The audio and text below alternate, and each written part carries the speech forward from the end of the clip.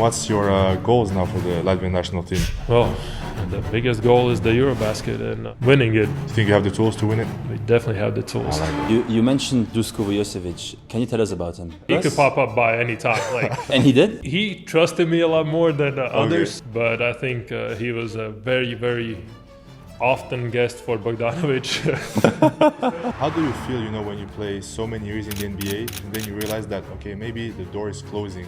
The last 3 years, I don't think I've really played basketball. I was just standing in the corner and shooting threes. I can do that in practice. And 2019, before the All-Star break, you had, I think, the highest three-point percentage of the league, right? And they still didn't invite you for the three-point contests. Do you think that this is because you're less marketable for the American market? Davis, welcome on the podcast. Thank you for being here. We always like to start with some rapid-fire questions. You just pick your favorite answer. Red Star or Partizan? Partizan, of course. Dubai or Riga? Honestly, I can say Dubai because at home we live outside of Riga. So if I would have to pick home or here, then I'll pick home. But in this case, I can pick Dubai. Davis Bertans or Latvian Laser? Latvian Laser, 100%. NBA or EuroLeague? Oh, that's a tough one. Honestly, I got to go EuroLeague now. And then win the EuroLeague with Dubai or win the EuroBasket with Latvia? Sorry, Dubai, but I got to go with Latvia. I think no one's going to be mad at this, man. Davis, what made you become one of the best shooters in the world? I think it just happened naturally. As a kid, my dad used to play basketball, both parents, gym teachers. Brother 3 years older than me, and we grew up on a basketball court. And as a kid, you can't dunk the ball. So what's the next thing? This closest one is just try to shoot as further as possible from the basket, and it just kind of went from there and kept going. And ever since, honestly, I don't probably shot 3 since I was 5-6 years old. Seriously? Yeah. So basketball was in the family since the beginning, right? Yes, very, very beginning. Dad, he was playing for 15 years. But we always, when we speak about basketball countries in Europe, we think about Serbia, Slovenia, all those Balkan countries, not as much Latvia. Honestly, didn't really think about it if we're big or not big as a country, for basketball. I think me and my brother, we just played it because we enjoyed it. Okay. And as long as you enjoy the practice part because you want to play, and then when you're playing, if you're practicing good, you're playing good, and you just enjoy it even more. And I think it was that fight between me and him all the time that pushed me more and more to get better. It's like the Jordan story with his brother. They was always playing against each other and fighting. He gets you better. He was beating me every time until the age that it was then we could go 50-50 most of the time. But yeah, that was, if I got one win, whatever it was, shooting competition, one-on-one, once in every 100 times, he definitely was mad. But there was never something different that you guys did. It was only about reps from the younger age? It wasn't even, I don't even know how much about reps. It was just, we were in the gym all the time. So interesting. You're just playing, shooting, whatever you're doing. I think probably at that age, 6, 7, 8, probably shot more than 1,000 shots a day because every moment you were in the gym, when there's an open court or even practice going on, it's just shooting. We here in Dubai, obviously, and you're arguably one of the biggest signings, if not the biggest signing of this new team. The biggest. Why did you choose this project over other offers? Because you just came from the NBA. I guess you had offers from still the league and big EuroLeague clubs. Why Dubai basketball? To be honest, at that point, NBA, there was no really hard options on the table. Okay. I had a chance to go work out with the Warriors for 2 weeks and see if I can make the roster, but it was nothing guaranteed. And in Europe also, I was cut by Charlotte so late in the summer that most of the teams had their rosters filled.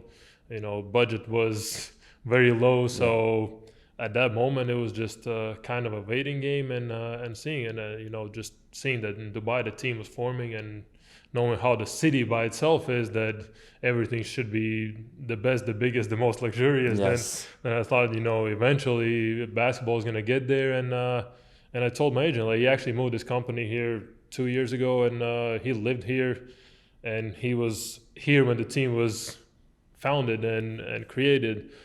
So I told him, like, listen, that's a really good option for me, I think, coming here, get a long-term deal. I'm tired of the trades, every February being nervous if I'm going to get traded and my family's going to have to move again. So it just made sense, you know, and I think like 2 days before I signed it, like there was some interest from Madrid, but like at that moment there was nothing put in front of me on the table, and I was like, listen, I'm not going to wait around. You didn't want to wait for the Madrid offer at this time? No. Wow. No, the biggest reason was honestly, you see in Europe very often these teams, like, you hear complaints from the players. I'm not getting this. I'm not getting enough the ball. I'm not, like, I went through the NBA for the last 3-4 years just hearing this all the time. And sometimes even being myself in that same position, I was like, listen, I'd rather go to a team where I know I'm going to play. Nice. I can finally get back to playing the way I love to, I enjoy to, and actually be the most productive for the team. And it just putting all those factors together, just the family aspect, the city itself, and at the same time I have a chance to help a team build and become something big eventually. How do you feel, you know, when you play so many years in the NBA and then you realize that, okay, maybe the door is closing in the NBA? Is it like a disappointment or an opportunity for new things? How did you feel? You're going to laugh, but I was in some way pretty happy with it. Okay. I was... relief? Yeah, like the last 3 years, I don't think I've really played basketball. I was just standing in the corner and shooting threes. Like, I can do that in practice, and it's not basketball. And I know that I don't have a lot of years left to play at the professional high level, and whatever I have left, I wanted to play. So you didn't even care about, like, let's say money is not the first option, right? It's just about you having this pleasure back? Definitely. And I'm happy playing basketball here. Interesting. Yeah, you find this pleasure again now? Yeah. It's cool. Let's bring you back a little bit before the NBA and stuff. So you had some amazing years in Partizan, legendary school of basketball. Got a story time in this club. Oh man, that was you can feel it. Physically very tough 2.5 years. The first one was probably when I moved there in the middle of the season from Ljubljana. It was the easier 6 months from those 2.5 years. Because it was still Vlado Jovanovic as a coach. You know, I had a chance to play with some bigger names like Kecman, Raduljica, you know, and those players that have been there as legends, you know, and coming in there and seeing how everybody treats the players, and it was an unbelievable experience for somebody like me, you know, seeing the best basketball was Euro Cup level basketball in Riga 15 years ago, maybe, or a little bit more. And just honestly coming in there at 19 and suddenly I'm like... At 19? I would feel like, I think I was 19 at that. Wow, that's young for... Yeah, 19, yeah. And having that feeling, like I just imagine how most NBA players feel, that how fans are treating them, but I don't think that, like, after playing the NBA for 8 years, I don't think the NBA players are treated as even that close to stars and gods or whatever you consider. So it was unbelievable. But the tough part, you know, the practices, at least I'm happy I was there at that age when I could practice 7 hours a day, and that wasn't going to kill me. You were happy with 7 hours practicing a day? Well, not really happy, but at the same time, like, I had a chance in the second season, you know, 19-20, when Milošević came. Okay, we were practicing crazy, but where else I'm going to play 20-25 minutes a game in EuroLeague at that level and actually have that green light? You know, I'll live with the 7 hours of practice if I get that. Yeah. You know, I have a crazy memory. So I grew up in France, you know, and there was this French channel following Leo Westermann. I'm sure you know what I'm talking about. And at some point, you know, the documentary was about him, but at some point, it was after practice. A young guy named Davis Bertans always does his routine, you know, start from under. I remember, I think, everything. Start from under the basket, sprint, catch and shoot threes. You got to make 5 or 7 in a row. Oh, 10. 10 in a row. It was me and Bogdanovic, both of us. But apparently you were doing this pretty easy on a regular basis, but this day you basically couldn't do it. And teammates brought to you food, and you ended up not being able, but the next day you had like 8 threes. What was that, man? It's yeah, still to this day I remember this. Like most of the times it was, in the beginning, the first month, it was tough. Usually, like you get to the practice is hard by itself. Like you finish the practice, you're tired, and then you gotta stay and make those 10 in a row. With sprints, man, actual sprints. And coach would always pick the assistant coach that was the worst passer, the worst. So you get to like 6, 7 row, and then you get that low pass or a weak pass, and you miss the 8th or 9th, and like after like twice, 3 times you miss that 8th, 9th, that gets in your head so bad that it's like you get to that 9, you're just hoping that you're gonna make it, and the more you hope, the worse it gets. And that was one of those days. It was like I was there for like 2.5 hours, and once, it was like 3 p.m. we have the second practice. I think the meeting at like 6. The coach was like, "Okay, you can go home. You'll finish tonight after practice." This is unbelievable. And you finished after practice? Probably, yeah. I don't even remember. I was out of oxygen by then for sure. God, this is unbelievable. You said something very interesting, the mental aspect, that when it gets into your head, always people say, for shooters or shooting the ball, it's all about the mental. But you as a shooter, how much percentage you really think it's about the mental strength? Honestly, the mental part is just, even when you miss 1, 2, 3, 4, like just think about the next, like not even thinking about it, knowing that the next one's going in. Only that's the mental part. Like everything else is, you just believe in the work that you put in. Like it's all automatic. Like I'm running out, I'm not thinking about it, how I'm gonna shoot it, or I need to put some more strength in this one. Like it just, you go out there and shoot it. And so if you're in the game and you miss, let's say 9, the 10th feels the same in the first? Probably, yeah. Like I'm not trying to change anything. I'm trying to shoot every time the same way. Like I might feel it sometimes, when you release, you might feel something, then you might think about it just on the release. Like you got to do a little bit something that you usually do, but it's all about just believing and trusting the percentages. If I miss 4 in a row, I'm a 40% shooter. Now I should be making the next 3 at least. You mentioned Duško Vujošević. Can you tell us about him? Like everybody talks about all the crazy stuff. He had apartment keys of the younger players. Like what's this story about? Yeah, can you tell us? Could pop up by any time. Like and he did. He trusted me a lot more than others, so he just came there like the first time just to see where I live and never stopped by unannounced. But I think he was a very, very often guest for Bogdanovic, especially they lived like 200 meters away from each other. Location was the worst for him. But for those in the podcast that don't know, can you tell us the story? So he had all of your keys of all the players? Not all the players. It was just the younger players that I guess he kind of believed that had a chance to become something big. And it was the keys he had was me, Bogdanovic, and Milutino. So that's crazy. So you see where these players are right now. Then Westerman escaped. He kind of escaped, but he was at that point. I think he was already married. So okay. And I don't know how soon after that he had the kid, but he was married. So I think the moment when you get married, that's when it's like you don't need to look after this kid. And was there any moment when he popped and it was not the right moment to pop at this time? For me, no.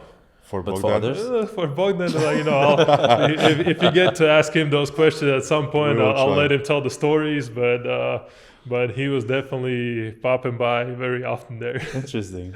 But did you feel that this time in Partizan you needed to go through these steps to become the player that you're not today with the career in the NBA that you had? Oh, definitely.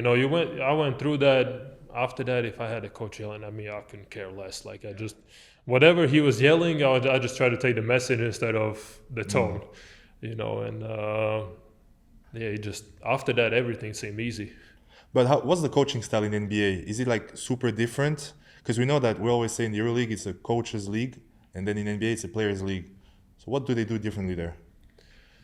Well, when I started in San Antonio, it was still Pop's team. So whatever he said. Good transition actually for you. Yeah, man. Like whatever he says, that goes. And even with the big names that they had in San Antonio with Manu, Tony, and what a team. And even before I went there, with Tim Duncan, the stories of like, he didn't care. Like if you messed up in a game and there's a film like you messed up, it doesn't matter if your last name is Duncan or or Bertans, Yeah. So he just gave it to everybody the same, and I think that's what made the players respect him so much. Yeah, man, I keep seeing those videos about this year's team, with the Spurs. Just the ball movement was unreal. How did you feel being a part of this team? Man, I'm so fortunate that I had the chance at least to jump the last wagon of that train, But you had a good role on that team too. Yes, those 3 years was really great, especially the first year I went there. I knew, because when I tore my ACL the first time, the second time I did the surgery and rehab there in San Antonio. So I was there for 9 months and 10 months before I even signed. So I got to be on the inside before I was even a part of the team. Like, everybody got to know me, and when I got there, it just seeing how most of the rookies were treated minutes wise, except for Kawhi, who, for obvious reasons, he got to play right away. I didn't expect to play a single minute that first year, in San Antonio. Like, I went there, I knew I'm going to work out, I'm going to practice, if I'm going to get some games, just to get some minutes in Austin. And if somebody gets hurt, I'll be ready to play. And luckily for me, not so much. I wasn't happy that a teammate gets hurt, but I think that year, David Lee or somebody was out for a little while. First part of the season, I got to playing every single game for a month straight and did really well. So that kind of built that trust for the coach. There were still ups and downs. I played for a couple of weeks that I didn't play, but just always being ready. That's what he, I think, appreciated the most in the players. And he would just throw me out sometimes after I didn't play for 2 weeks. A game on TNT against OKC with. There was at that point was Russell, Westbrook, Harden, and KD and Ibaka, and just throw me out there. So I go out there and make 3 threes in a row, and there just you go. kind of held the game going. And those were just his kind of tests, for the players. I feel like if just to see if you're ready. How is it for a European shooter of your style? When you come into the league, I guess a lot of American players, they want to show you what this league is about and be tough. Talk with you, maybe something that you're not used to in the EuroLeague. Do you feel that, or let's say felt that you received this extra, let's say, welcoming of hard bumps, a lot of trash talks when you played the first minutes? The trash talk, some players, but those were not even big names. Those are players that were not supposed to trash talk. But I think the toughest welcome to the league was with Zach Randolph. Oh, Zibo at the post, left hand. What happened? Oh my God! What happened for your welcome? That was probably the last player in the league that was really at the forward position playing in the post. And man, I would probably get elbow in the face, still get a foul call, and he would score an and-one. And that was the toughest one to guard. Just by luckily I was quicker, so I could still manage sometimes. But man, Zibo was so strong that you get that boom boom, that elbow to the chest, so strong. I love and that was him at the end of his career. Crazy. And the Pop didn't care. It's that's your matchup. Just go ahead and do it. Was he the toughest opponent you ever faced? Physically, one of, yeah. He's definitely up there. And physically, yeah. Did you have some sort of rivalry with a player throughout your years? A player that you like to trash talk with? I wouldn't say even a crazy rivalry. There were some here and there that just some of the ones were weird ones that nobody would expect. Okay. Marquise Chris when he was in Phoenix, I think. We would both be thrown in the last 5 minutes of the game, 40-point difference, and he would start doing some crazy bumps or elbows or something, and then start talking trash, and we both get technical fouls. Listen, and he was in Dallas for a little bit. Listen, I was man, you were doing this. We both lose money, and it was a 40-point difference. What the hell was that? And what about when you were playing against your fellow Latvian teammate Porzingis? How does that look? Those are always fun matchups, I usually did my best I could. It was always a little extra motivation, just since he was one of the bigger names in the league too, and those games. Try a little bit harder, but at the same time, you're not gonna try to hurt your guy and hope that he's gonna play in the summer together with you. 2019, before the All-Star break, you had, I think, the highest 3-point percentage of the league, right? 47.6. At one point, I think I was like 50 something. In the NBA is unreal. And they still didn't invite you for the 3-point contests. Do you think that this is something or was something because you're less marketable for the American market at this time, or why you think you haven't been selected? Oh, that's for sure. Especially, I think the last whatever years, it's gone from having actually the best shooters in the 3-point contest to just having a couple, 2, 3 better shooters in the league, or maybe the best shooter in the league, plus like 5, 6, 7 that are just bigger names and people want to watch. I mean, they had a 3-point contest with Kevin Hart and Draymond Green. Yeah, like this is definitely one of the best shooters. And 20 years ago, it was like Matt Bonner was shooting a 3-point contest. Marco Bellinelli at that point. Yeah. That he wasn't like a super big name. He was a hell of a shooter, and he deserved to be there, and he won. So. Those are the things that's going on. That they care more about the ratings. So I feel like that season I deserved to be on the 3-point contest even slightly more than I actually deserved in the one that I made. Yeah. But I think that you used this, the year after you had probably the best season of your career. Right after this? Yeah. Did this fact of not 2 years after, I think. 2 years after? My second year in San Antonio, I was at 50 whatever percent. Did you use this fact of they're not respecting me on this case to fuel yourself to play the best season of your career a couple years later? Oh no, like for me all that stuff doesn't matter. Like I always try to play my best, so it doesn't matter, all these talks always about this is a contract year, you play harder, this is like you just got your money, that's why you don't. It's all the biggest BS in my opinion. Really? And like I'll go out, like I play basketball because I want to play basketball, not because I want to get paid or not get paid, or just got paid so I can relax now. You think that this mentality of just like playing your game without, thinking about like all the external stuff like brought you to this level? Definitely. Like for me, it never mattered if I'm playing for 10 or 20,000 a year, or I hope I'm gonna play for 100 or 1 million. I never thought about. First of all, I never thought about what's gonna happen in the future. Like you never know. Like at one point, knock on wood, like you can break your leg and your career is over. Like you don't know. I think that's such a shooter's mentality. They just don't care. They just like do their thing and you just don't care. Crazy. But speaking about injury, I think you tore your ACL twice, as you said. Yeah. First of all, how mentally challenging was this period for you?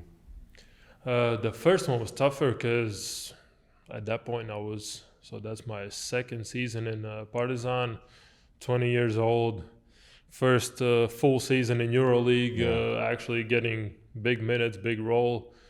Man, at that point, I don't think I could name a player I saw that before me tore an ACL and came back close to what they were, or not even talk about like better than they were.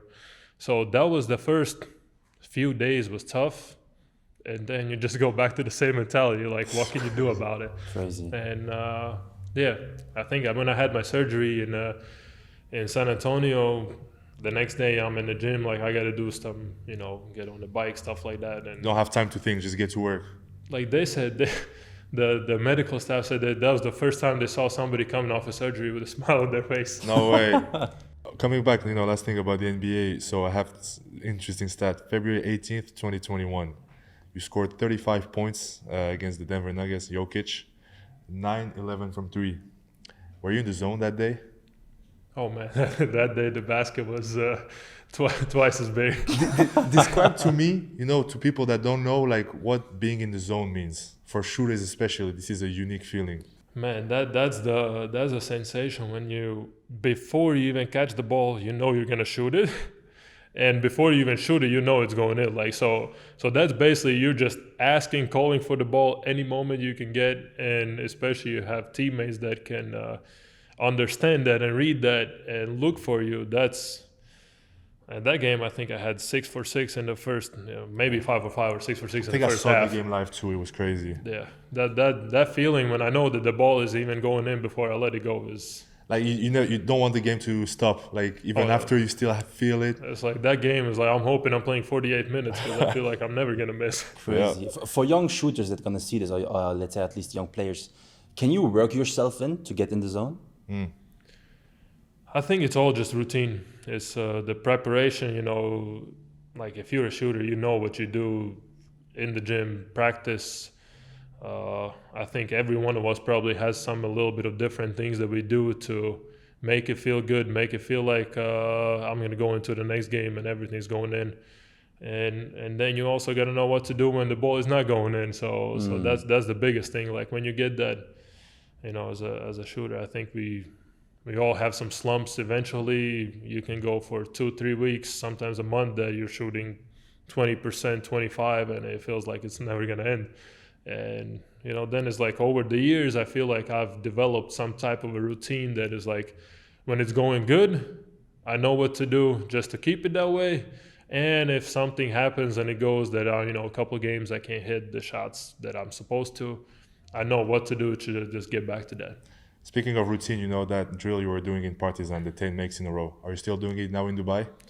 10 makes in a row, yes. Not from running all those sprints, but mostly just spot ups. And now I guess part of that routine is just 5 spots, 10 in a row. And when I get to 10, I just keep shooting until I miss. You said that you needed this time in Partizan to, become the player you are today. Do you think that the young generation would be able to go through the same conditions? Oof. Oh man, I don't think so. It's a different generation. When I see the players, the younger ones, even when the age gap is only like 5 to 10 years, like you can see the difference that they haven't gone through that. There's barely any coaches like that left in the world, and I don't think that they're mentally strong enough for that. Do you think it's good or bad for basketball that this new generation is shifting towards a new way of playing and approaching the game? Well, I guess we'll find out. Yeah, because right now you never know how it's gonna go eventually, but for some of the players, seeing even a guy like Jokic, like he still kind of went through a little bit of that old style, the Balkan style, and he's the best player in the world. And I don't see anybody soon enough to get to that level. What's your favorite memory from this season so far? The most favorite one I'm gonna say is beating Red Star on their court. Red Star. Personal for you? To win against Red Star? Like on their court in the big arena. Yeah. That's I still have love for Partizan. So even though as much as I enjoy winning that game, because they're one of the better teams in Europe, and just beating them is nice, but at the same time, I still have love for them, so I can't say that. Were Red Star fans still hating on you when you went there? I think not as much as Danilo. Danilo, what happened with him in Red Star? That game, I think he made some threes. He started doing this to the crowd, got some tech, he's poking the bear a little bit there. So I think he got all the attention from the fans there. Are you this type of trash talker too, or not so much? I'd rather let my game speak for itself. I like that. You obviously having this amazing season. You had now 11 in a row, right? 11 in a row. And last game you had 25, right, against Split. Yeah. Were you expecting doing this well with this new team? To be honest, like when I joined the team, before I joined, I looked at the roster and I was like, man, like adding me on 4 position for this team is. I just looked at the roster and I'm like, we can definitely win the league. So in some way the expectation was there, but at the same time you never know. It's very hard to put a team together with 12 players that, besides some of us have played together how many years ago for a season or some even less. It's always tough to build it to the point where you're going to win games. So you could have seen the difference between the team. Early in the season, we lost some games that we were supposed to win. And now at the end of the season, like people will say we won some games that nobody expected us to win in the beginning. Where do you see this club next season? Well, do you think you have the tools to be competitive in the EuroLeague also next season? Definitely, yes.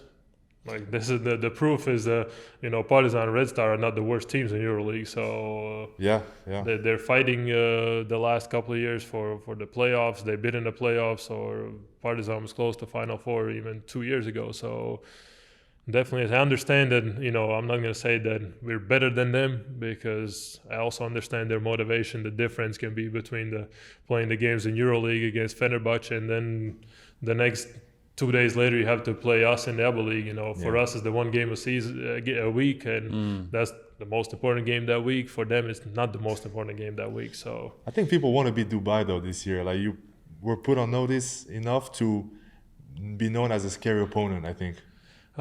Yes, but you could feel the energy from them, that when we got the lead and we against Red Star Partizan, we got ahead 10, 15 points. Like, you could feel that they're not putting as much as they would if that was a EuroLeague game, to come back and win the game. And you could feel that they kind of gave up a little bit sooner than they would normally do. You guys kind of put us in trouble because we were in Belgrade when they were coming back from the game in Dubai, and you beat them. We're supposed to have some players, but the mood was so bad, I was like, nah, no interview for you guys. So yeah, thank you for that. Sorry. Being the star player of the team, is it more pride or pressure? To be honest, I don't even try to look at it as a star player of the team, because I always put myself as trying to win first before anything that I do on the court. And I don't know, you can go probably through the whole season of whatever I've scored in games. It's been some 20 plus games. There's been some games where I didn't score anything, and try to impact the game whatever else way I can. And I just know, just by me being on the court, a lot more other guys are going to get open. And I'm not 18, 19 anymore when I want to be the best scorer and build something for myself. It's like, this is about building something for the team. So you want to be part of this project for the many years to come? Well, I got 2 more years on the deal, and then we'll see how much more we can do. Talking about 2024 World Cup, I think you played the most beautiful basket of the competition, even without Porzingis. What was the recipe to this success? Man, honestly, there's some parallels I can do with this team. Maybe not to the same extent and same level. When you put the national team jersey on, that's the country above any player's selfish needs and wills and whatever they want to do, and that's the biggest key.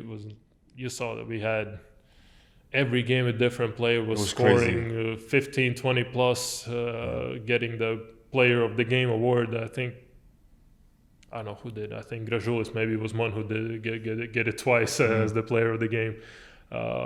And that was the biggest key. Like, offensively, we did not care who's going to score. We just kept moving until finding the best shot we could possibly do. And once that gets going and once it gets contagious, like, everybody wants to do it. And how important was head coach Luka Banki in this project? I think that was the push that we needed as a team, as a national team, just changing the mentality, like understanding that we can be the best in the world and we can be one of the best in the world. So he came in with that. Like, I would say we always had in Latvian National Team, like, good ball movement, like we were finding great shots, but I feel like that was more for, we were settling a little bit more for the 3-point shooting only. And I can see why, honestly. Yeah, like, everybody can shoot on the team, but once we got to this type of basketball where the other team has no idea how we're going to finish the offense, because we don't know. So that was the biggest thing, like, just finding the best shots possible.